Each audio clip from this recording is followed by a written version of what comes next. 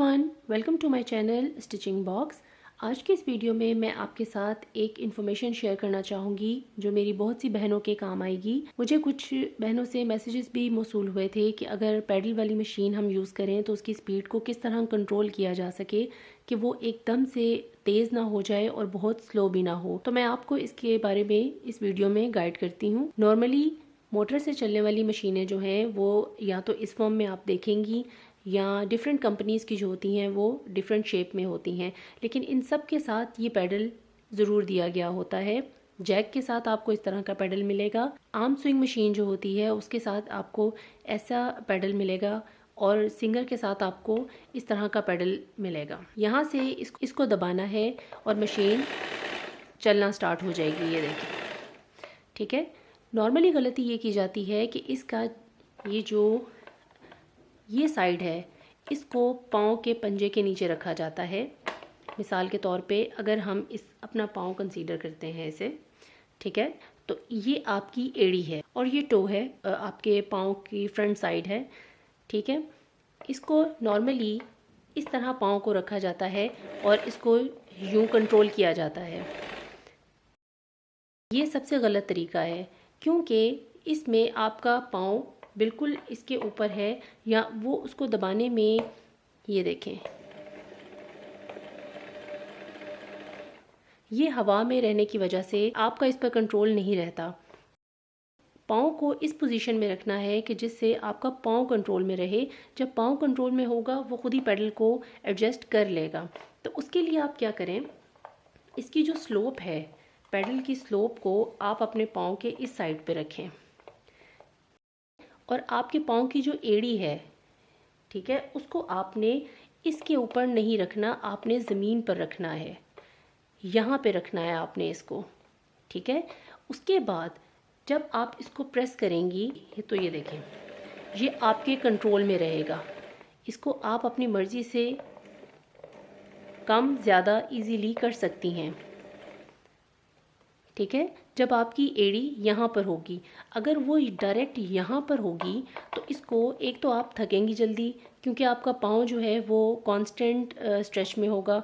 इसकी वजह से पाँव में समटाइम्स लर्जिश आ जाती है, वाइब्रेशन आ जाती है, उससे भी बैलेंस आउट हो जाता है। तो आप यहाँ पर अपनी एड़ी को रखें और अपने इस पाँव के इस हिस्से की मदद से इसको प्रेस करें। तो ये देखें ये किस तरह इसकी स्पीड जो है वो कंट्रोल में रहेगी। जो बहनें ड्राइविंग करती हैं उन्हें इस चीज़ का आइडिया होगा कि एक्सीलेटर पे भी आपको डायरेक्ट पूरा पाँव नहीं रख देना होता। आपकी एड़ी जो है वो ज़मीन पे रहती है और उसके बाद आप फ्रंट पार्ट से उसको कंट्रोल करते हैं। इसी तरह अगर आप जैक मशीन पे काम कर रही हैं तो उसका पैडल काफ़ी बड़े साइज़ का होता है, ठीक है। उस पर आपको पैडल की एक साइड पे पाँव को रखना है, ठीक है, और दूसरी साइड से उसको ऑपरेट करना है। आपकी मशीन की स्पीड जो है वो आपके कंट्रोल में रहेगी।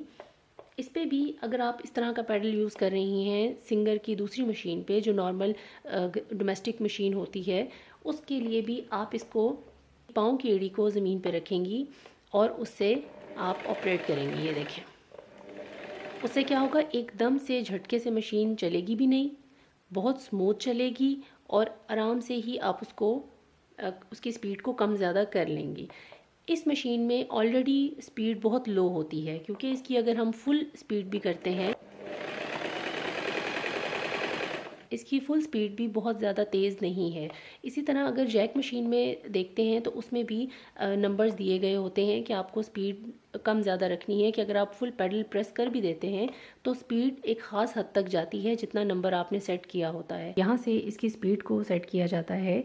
इसके मैक्सिमम नंबर जो है वो 40 है। 40 से आगे भी होता है वैसे नॉर्मली, लेकिन मोस्टली 40 तक इसको यूज़ किया जाता है मैक्सिमम, और मिनिमम जो होगा वो इसका 5 नंबर होगा, ठीक है। 5 पे अगर सेट करते हैं हम तो ये देखें इसकी स्पीड कितनी कम होगी फुल प्रेस करने के बाद भी।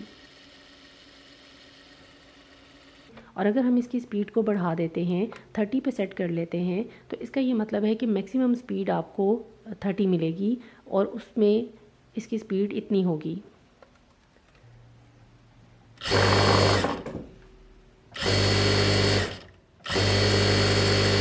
ठीक है। तो ये इंडस्ट्रियल मशीन होती है, मोस्टली बहुत स्पीड में जब काम करना होता है और बल्क में करना है तो उसके लिए ये टाइम बचाती है।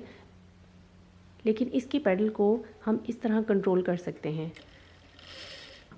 इसमें क्या होगा कि पैडल के ऊपर ही आपका पूरा पाँव होगा, लेकिन पाँव की एड़ी जो होगी वो पैडल के एक तरफ होगी और इसका टॉप पार्ट जो होगा वो दूसरी तरफ होगा, जो इजीली इसको कंट्रोल कर लेगा।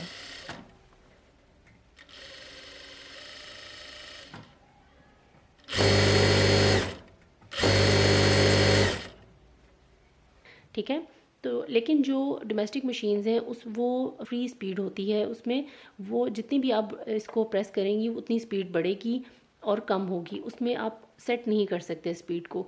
तो बेहतरीन हल ये है कि आप कोई भी पैडल यूज़ करें, आप पैडल के ऊपर पाँव की एड़ी को यहाँ रखें और पाँव के फ्रंट पार्ट से इसकी स्पीड को कम ज़्यादा करें। ये देखें, अगर आप इसको आहिस्ता करेंगी तो ये आहिस्ता रहेगी, आपका पाँव भी नहीं थकेगा, क्योंकि वो कांस्टेंट एक चीज़ पर रखा गया हुआ है, वो हवा में नहीं है, वो हिल नहीं सकता, वो बिल्कुल रिलैक्सिंग पोजीशन में है।